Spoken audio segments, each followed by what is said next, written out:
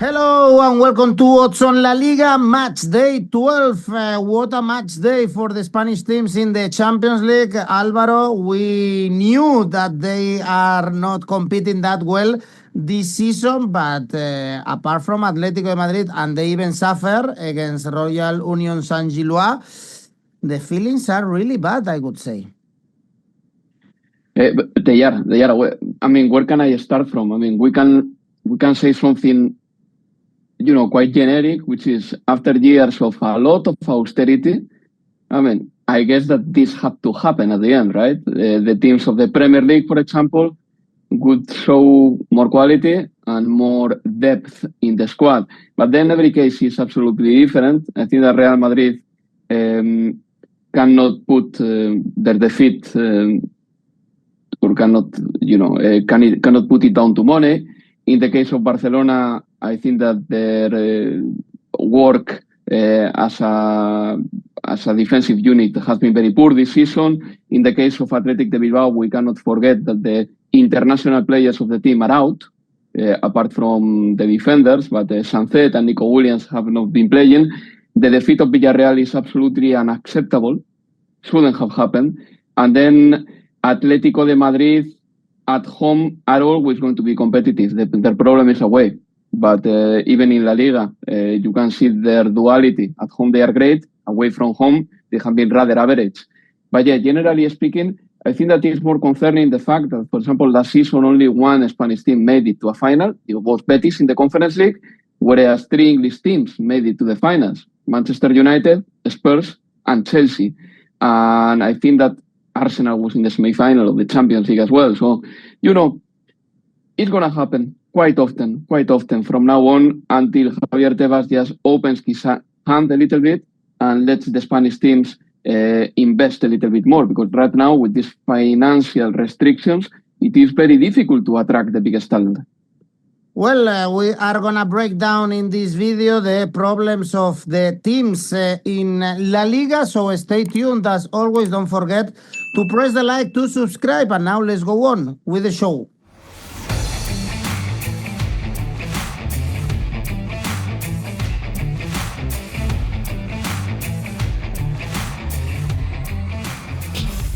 And we start on Friday with Elche Real Sociedad. Not an easy one to predict. Here you can check the odds. It's basically the same if we go for Elche or for Real Sociedad, because they've improved, Real Sociedad, and they got very important wins against Athletic in the Basque Derby in the very last minute, and also against Sevilla. So if they win, they will be above Elche, a team that has collected only 1 point in the last 4 games. And I think they did a good game against Barcelona, especially offensively, I would say, because we know this team takes a lot of risks. And when you don't have the quality of the players of Barcelona in the back, Eder Sarabia's team suffer, Alvaro.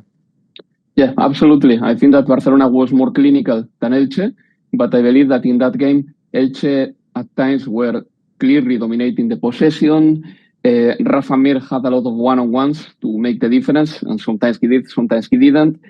The display of Elche at Barcelona was very good, a very brave one, but it's also true that the trajectory of the team is not the greatest now. They haven't won a game since September, whereas Real Sociedad is right the opposite. Little by little, they're catching on. I think that they are not the perfect team, but if they happen to go to the international break with 3 more points in their bag, then I think that Sergio Francisco will have bought some time for himself, for his credit, and for the team as well. This is quite an interesting one, because I think that Elche has been better this season. Yes, the point tally says that. But on the other hand, Real Sociedad has as much quality, if not more, obviously, and they are in a positive trajectory. One thing that I like about Real Sociedad is that little by little they are staying quite competitive too. I mean, the latest results are pretty decent.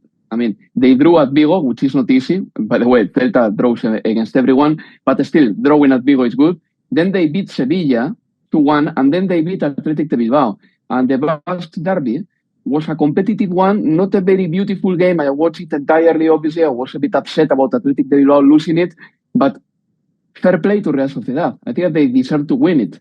So beating Sevilla and beating Athletic Club Bilbao 2 games in a row is a sign of a healthy team. So Real Sociedad is improving. So for this game, look, I think that both teams can score. Okay, so I'm gonna go for over 2 goals, 160, some sort of a small safe bet, obviously not with the guarantees of some other safe bets, but I think that goals can happen here. None of these teams defend a lot. I think that offensively they are okay, but Elche plays on the front foot and is very brave. Spaces will be available, so over 2 goals, 160. Next one on Saturday for the relegation is Girona Alaves. Girona still bottom of the table, 7 points, only 1 win. They lost to Getafe in the last match day, and Alaves got a very important win against Espanyol. Is 6 points margin with the relegation spots. Away though, only 1 win in Bilbao. Yeah, well, Alaves at home has been really good. Alaves... they have lost 1 of the last 10 at home. And, right now, I know that they are playing away, but we also have to say that they are 7th on the table. They are doing a season as good as Getafe's, for example, or as good as Elche's. So if we are praising these 2 sides, also we have to take Alaves as a contender to get something out of Montilivi, Girona's ground. For this game, however, I think that is the kind of game for those who are chasing odds, because there are many interesting odds. For example, the home side to win pays 245, which is unusual, but it's good. The away side to win, Alaves, pays 310. And let's don't forget that Alaves is 7th on the table. And then, for example, little details, like, for example, a clean sheet for Alaves, which will be maybe my favorite here, even though this game is some sort of a pass for me. A clean sheet for Alaves pays 325. And considering Girona's problems in front of goal, I mean, this is something that I would recommend people to look at as well. A clean sheet for Alaves, 325. Otherwise, I am more inclined to back Alaves somehow, like, for example, with an Asian handicap plus 0.25, meaning that if they draw, at least you win half your stake. And if they win, obviously, you win it. But this could be a pass as well. One of these weird games in which the home side is really needed, the away side is much better on the table, but at the same time, away from home, they haven't been great. So, yeah, it's either you chase odds here, because many odds are very good, like, for example, a clean sheet for Alaves, or otherwise, look for the money somewhere else. Next one is Sevilla Osasuna. Sevilla in really bad form and falling in the table. Now it's 4 points from relegation. We were praising them when they beat Barcelona. Since then, Alvaro, 3 defeats, including Mallorca at home. And Osasuna is one of the poorest teams in La Liga away, still winless. Actually, on Monday, they played an awful game in Oviedo. So it's the perfect rival for Sevilla to win again. It is. Let's see how it goes, because Sevilla only got 4 points at home, and they are coming at the back of 3 straight defeats. At the same time, we have to see, and you pointed out this very clearly, Osasuna on the road is not a good team. I mean, they are, in fact, the worst team on the road in La Liga. So there are 2 Osasunas, the one that you can find at home, the one that you can find away, and the same thing applies for Sevilla. Sevilla is better away, so it's a tricky one here. But I'm going to lean towards Sevilla slightly only, with an Asian handicap minus 0.25. That will pay 185. And I think that is kind of reasonable. It's true that Sevilla are suffering defensively, especially without César Azpilicueta. Perhaps it's no coincidence that since the defender from Navarra picked an injury, Sevilla has lost 3 games. I think that he was commanding that defense very well. But yeah, I think that this is an opportunity for Sevilla to recover before the international break. And one team is really bad on the road, Osasuna, and one team is very bad at home, Sevilla. Osasuna is playing away, Sevilla is playing at home. So here I'm going to go for the quality of the home side. So Asian handicap minus 0.25 for Sevilla, 185. Only 4 points at home For Sevilla, strong team at home is Atletico de Madrid playing against Levante, 5 wins and 1 draw. At the Metropolitano, the only Spanish team winning in the Champions League, and the Levante, they are better away than at home. Actually, they lost to Celta in the last game, and you know what happened in the last time they visited Atletico de Madrid, Alvaro? Levante won, even if they were relegated. Yeah, they collected points at Metropolitano. Well, this game is slightly different. Atletico has a lot to play for right now. I think that they understand, they sense that they are on a high. At home, they've been really good, and the form that you were mentioning, their form in La Liga at home, can also apply to the Champions League, because in the Champions League, they got 6 points and both wins were collected at home. So there is an Atletico de Madrid that at home is really good. The likes of Frankfurt, the likes of Real Madrid have traveled there and they lost.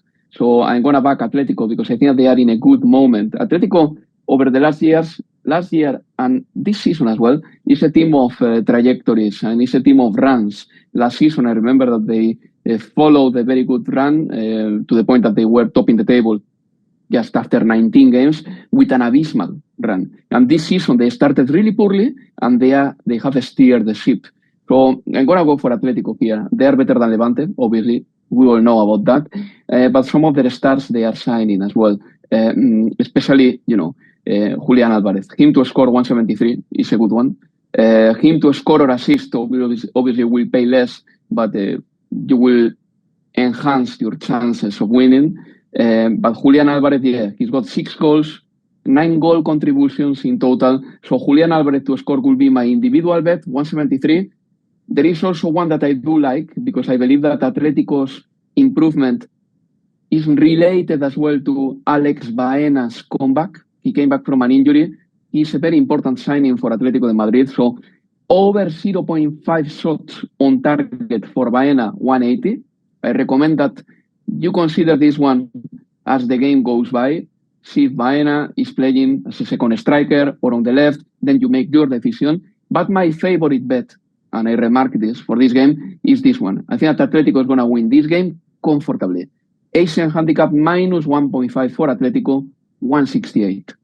And Giuliano Simeone, by the way, he's been the best player for Atletico de Madrid. They have a really easy schedule now in November, so I agree with you. They can go on a run now. Next game is a very tricky one. Espanyol, Villarreal. The bookies place Villarreal as favorites, but the odds are 2.5, and they are coming from a harsh defeat in Cyprus, unacceptable. You mentioned in our intro, and I completely agree. They should have won all the time when you travel to Cyprus. In La Liga, actually, they were coming in a good run, beating Rayo and Valencia, and we know, Alvaro, that Espanyol could be a really, really difficult team, especially when they play at home.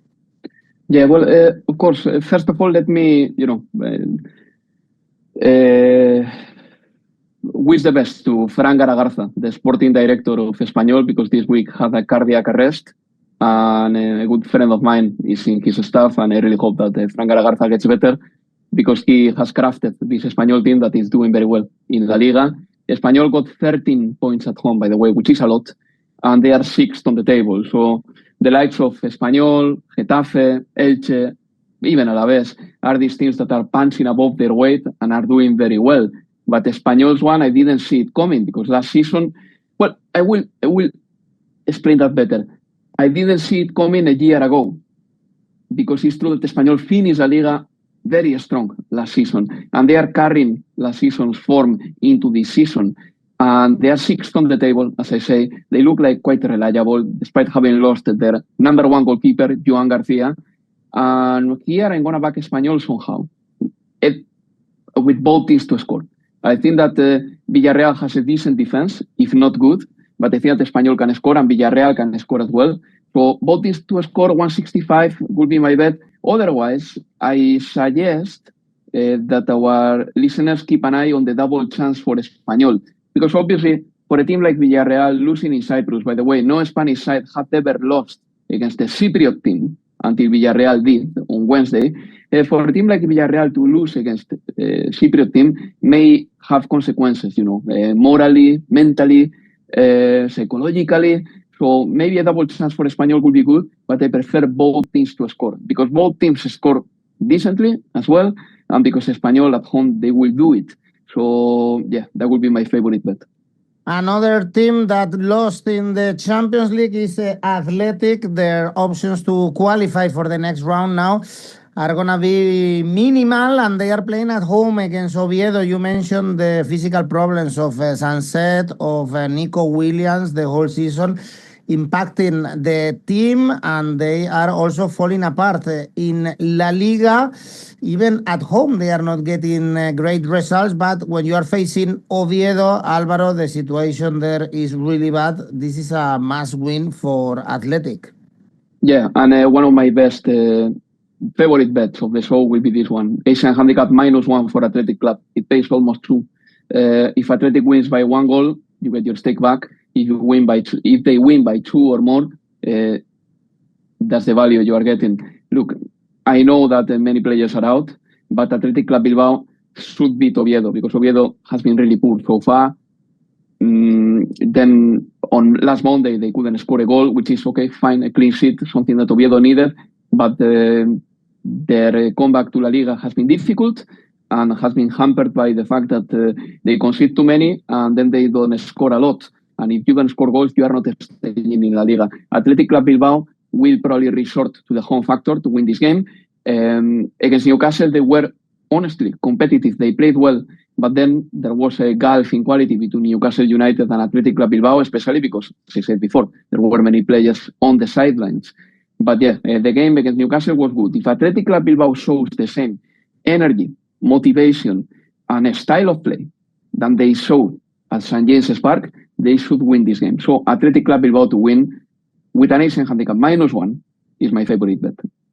Let's see if they can bounce back and get the 5th win of the season in La Liga. Next game is a derby in Madrid, Rayo Vallecano, Real Madrid. This is an uncomfortable derby for Real Madrid. Actually, it's quite tricky when they go to Vallecas in the last seasons, and they are coming from the second defeat of the season at Anfield. The image shown was very poor.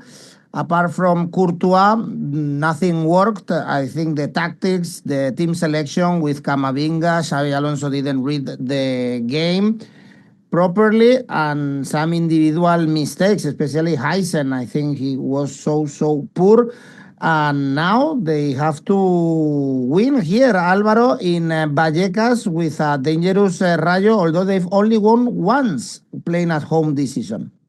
Yeah, but that's true. That's true. I think that for Rayo playing in the Conference League is taking a little bit of a toll. But, you pointed something very interesting at the start of your introduction for this game. The fact that going to Vallecas for Real Madrid is not very easy. It's not very easy. And data back that. Real Madrid hasn't won here since 2022. And last season, these two sides drew 3-3, and 2 seasons ago, it was 1-1. And, 3 seasons ago, it was 3-2 for Rayo Vallecano. So Real Madrid hasn't won in this ground for 3 games right now. And this is something that we have to take into consideration. Obviously, every season is different, but Rayo hasn't changed radically over the team of the last year or 2 years ago. Same manager, Íñigo Pérez, same level, if not better.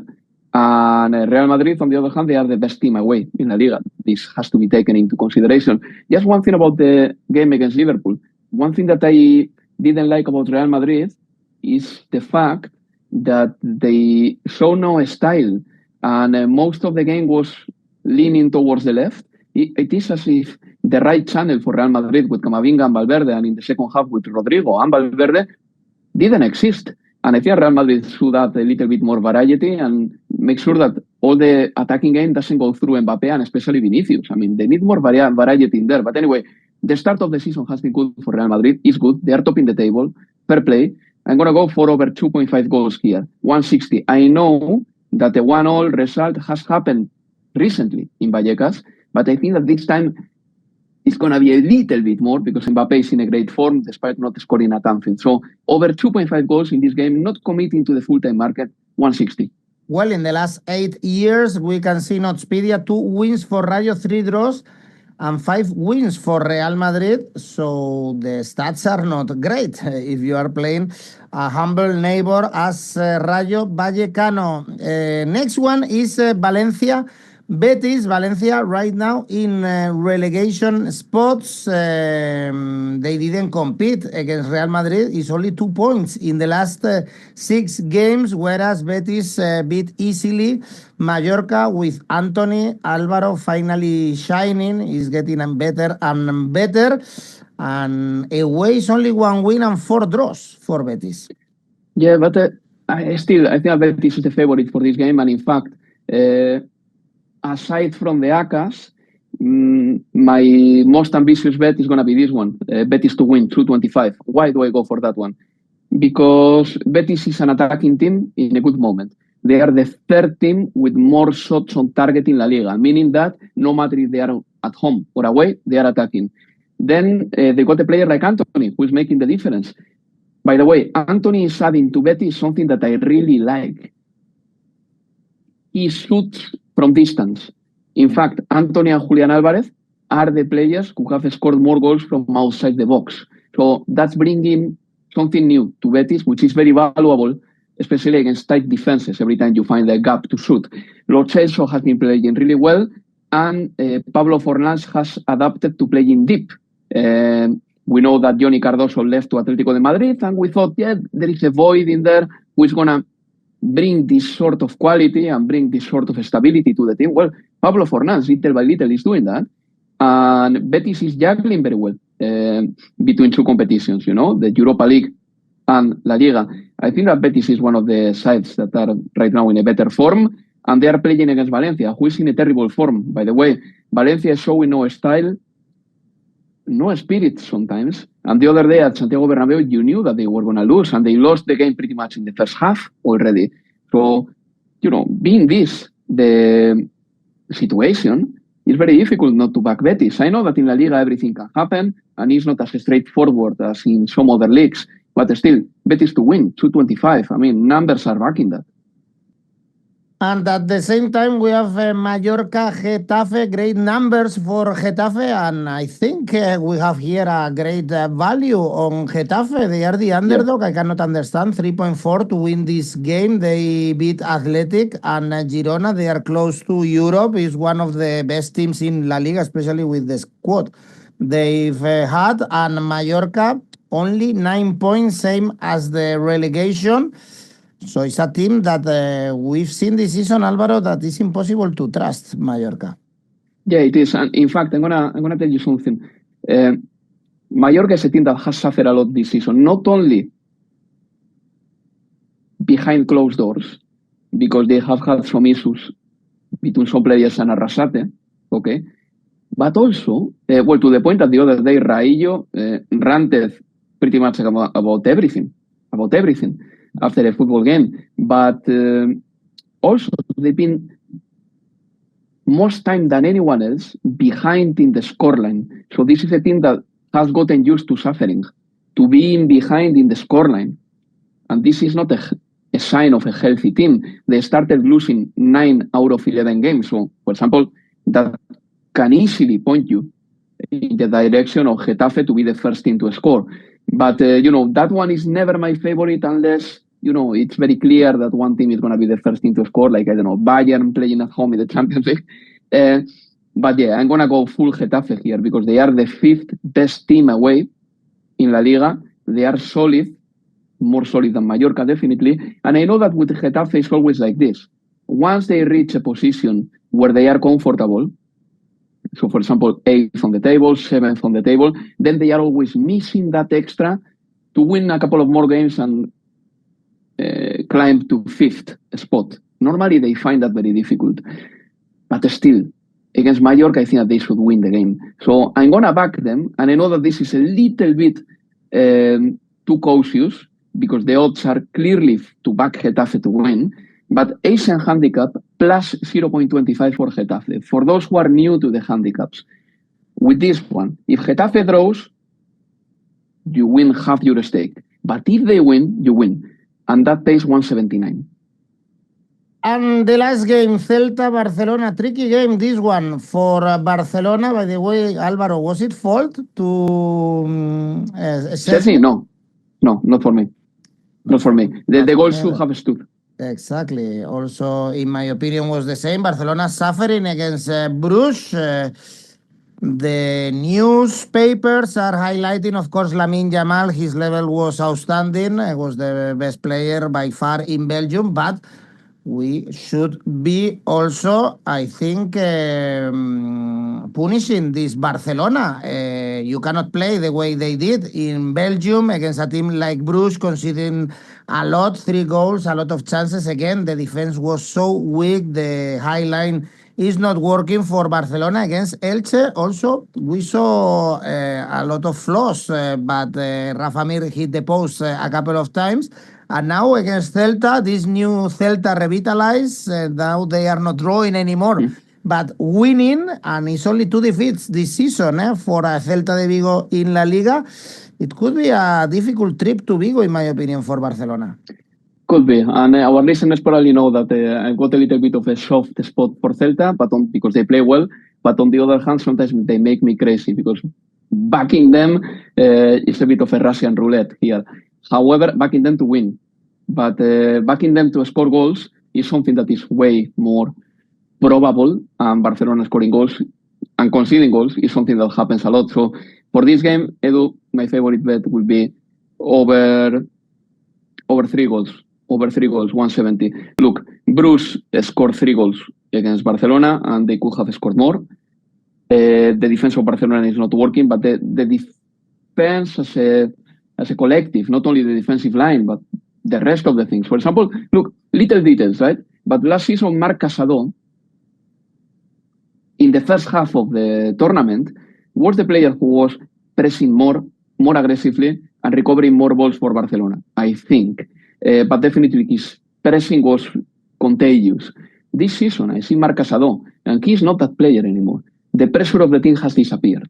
And maybe it's down to the fact that, the energy levels are low because Barcelona hasn't been able to have a match day with 18 or 19 first team squad healthy players, many injuries. But yeah, this is something that is happening, and Barcelona is conceding goals anytime, and this is not sustainable. That's why I think that Real Madrid is the big favorite to win La Liga, because Real Madrid defends well and Barcelona doesn't. And also the high line, come on. If you have in front of you a striker like Kylian Mbappé, maybe you have to defend like Liverpool the other day. Yes, the team can press high, but your defense will stay deep, and then the team will be stretched, and the midfielders will have to run a lot. But still, at least the high line won't be a liability for you. Van Dijk and Konate were showing the way, in a way, an Arles lot to Barcelona the other day. But yeah, coming into this game, look, I think that it's going to be over 3 goals, 170. And if it's going to be goals, I think I suggest that you have a look to the individual markets as well.